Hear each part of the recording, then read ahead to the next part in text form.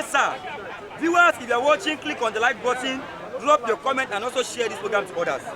Biafra, 500 billion ITU, Elon Musk, Rihanna, and Nicki Minaj call for Biafra sovereignty. What do you say about this? Yes, I think I remember a few years ago during when it was being discussed by the Prime Minister himself of Biafra land, Simon Ekpa, before the issues of challenge came with the Finnish government as at that time. Yes, very close to Simon Ekpa, Elon Musk as at that time, with all his structures in the United States of America.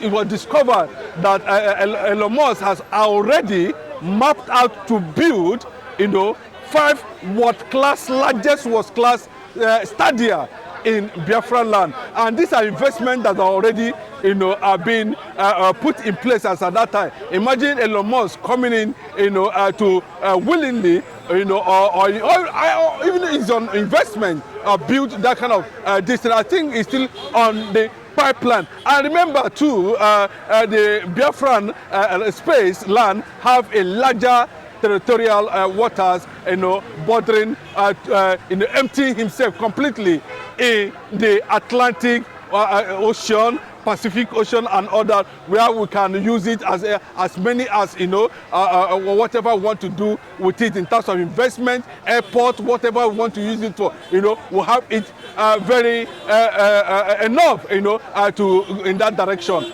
But the breaking news has been reported in so many ways is that a certain amount of money has been budgeted, running into several billions of dollars investment on by the high-tech guru and one of the world's richest man, Elon Musk, planning the largest high-tech dome, a hub in Biafra land, and these are signals that a lot of things might be actually be going on, concerning the restoration of Biafra, and of course the investors' kick-off fund, startup fund, a new nation that's about to emerge. We definitely need resources. We definitely need investors. We definitely need people from all walks of life coming in, and nations coming in to invest in that land. The momentum has been something overwhelming, and in fact it has been triggering a lot of check and balances, negotiations, treaties, businesses, conferences, seminars, talk shows, and I might not be able to bring it to the public domain. But as the news filtered in, we decided to feast on it, that Biafra is going to get over 500 billion US dollars investment from that angle, in terms of establishing and one of the largest, biggest headquarters of IT hub in Biafra land. And what also that means is that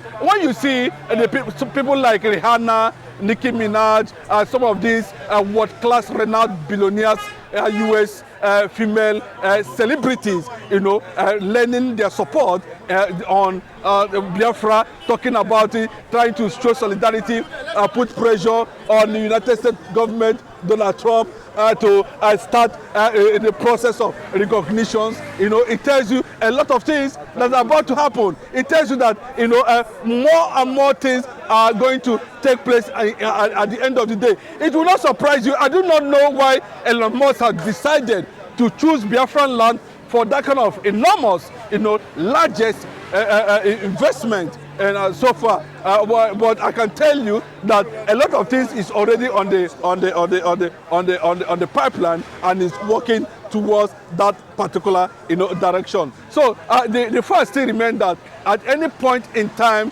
where we see this kind of a thing, we need to bring it to the public, for Biafrans and not for general consumption, to warm up for something bigger, larger, that is coming to that very particular Elon. Kudos to Elon Musk. I know, and of course, Elon Musk has a significant influence in Donald Trump's government, and has so far been able to, move a certain level of support in terms of the success that Donald Trump has recorded in that election, and of course to an extent his government. He has contributed so much in terms of IT, in terms of support, logistics, and of course providing some kind of leap in terms of innovations in technology, around the world. So when you see him trying to champion that kind of direction to a nation called Biafra, it tells you that what we are talking about today might not be a child's play, that over 20 powerful billionaires around the world are already setting up their nets, going to definitely break banks to invest in that land, hopefully when everything would have come to reality in terms of nations coming together to show recognition. So it's gathering momentum within the US government currently now. We are seeing a lot of things are already on the pipeline, and we hope, and the most important thing is that UK government under Keir Starmer currently now has made a certain statement that shows that he is no longer with the Fulani North, and any decision that the United States of America definitely going to take about Nigeria is going to receive a coalition backing, is going to receive an allied forces backing, is going to receive treaties support by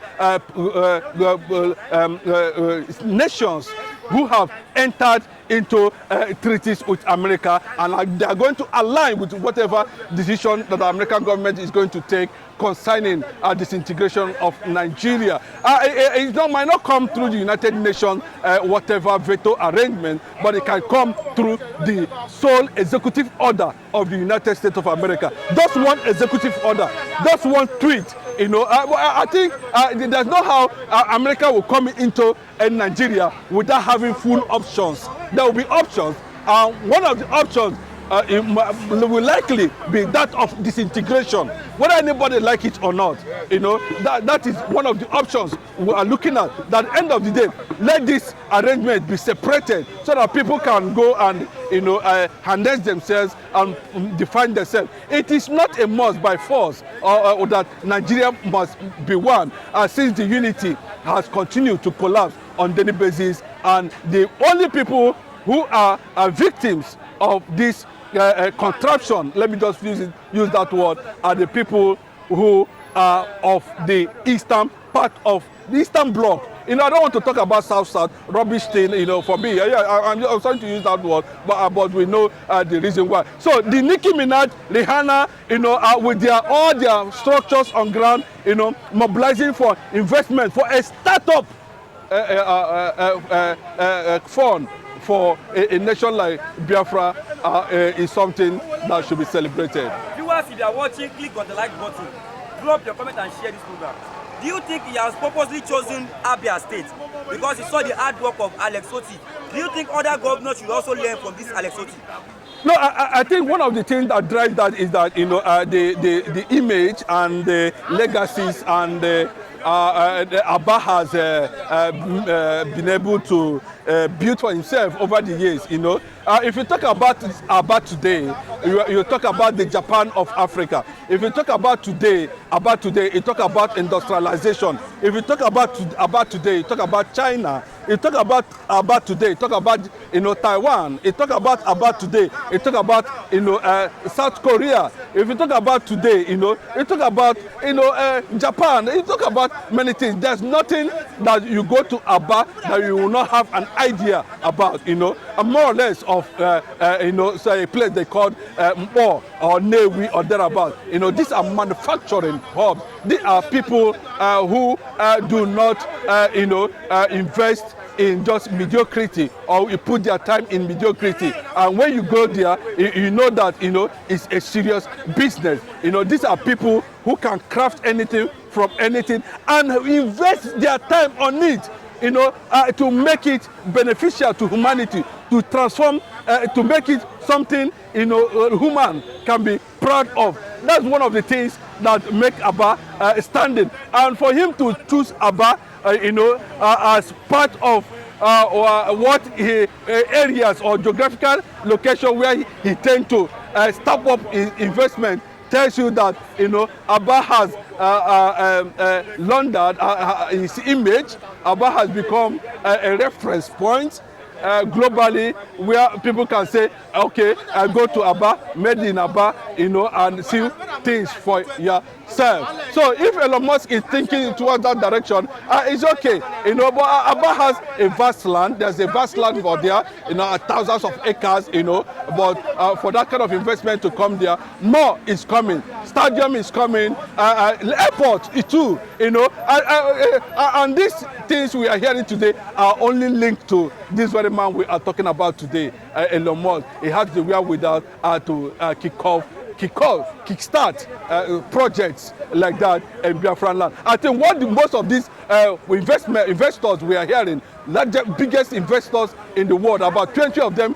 in that list, and they are just waiting for the world to recognize Biafra and as a sovereign nation. Then you see the game will be totally open for the real thing. Okay, viewers, if you are watching, like and share to others. Let me take you on this last one, sir. Do you think through this, Biafra will finally gain fame and freedom? There was, like it's been predicted, we are going to be the first African nation to win the World Cup. We are breaking jinx, we have laundered our image. Sorry, all over the world, a lot of things will break the jinx. A lot of things will be broken as a result of that, and it will bring, it will quickly bring Biafra as a nation before the global community, before the international community, before the business community, and before the world, as quickly as possible, because when you see big names like this, breaking banks for Biafra as a nation, it tells you a lot of things. So it's a good development, and it will help faster, because I can tell you today, China is already eyeing Biafra. A lot of nations are eyeing Biafra. It has already been signaled in the White House currently now. You can remember, yes, the NATO chief saying that they have already informed Donald Trump, and a lot of powerful individuals around the world have already made it very clearly. You don't need to start telling anybody. The EU and others, they are already getting their briefs, on what to do when the final proclamation of Biafra to stand as a nation takes place. So, investors would like to flood in that land, because this is a land, this is a place that is being believed and seen as one of the most peaceful a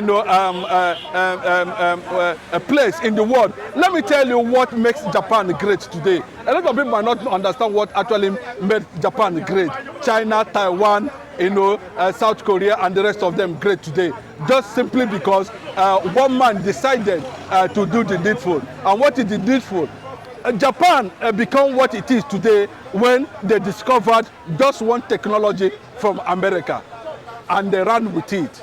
Today, Japan has no oil, they have nothing, no resources, they are only leveraging on that simple concept of innovation in technology, and that's what they have become today. The Igbo nation, the Biafran nation, have gained popularity in terms of ingenuity in innovations, invention, and so many other things. So it is going to be a test, of what the real Igbos are when Biafra comes, and the world definitely would like to be part and parcel of that greatness. Okay, viewers, like and share and also subscribe. Thank you and have a nice day.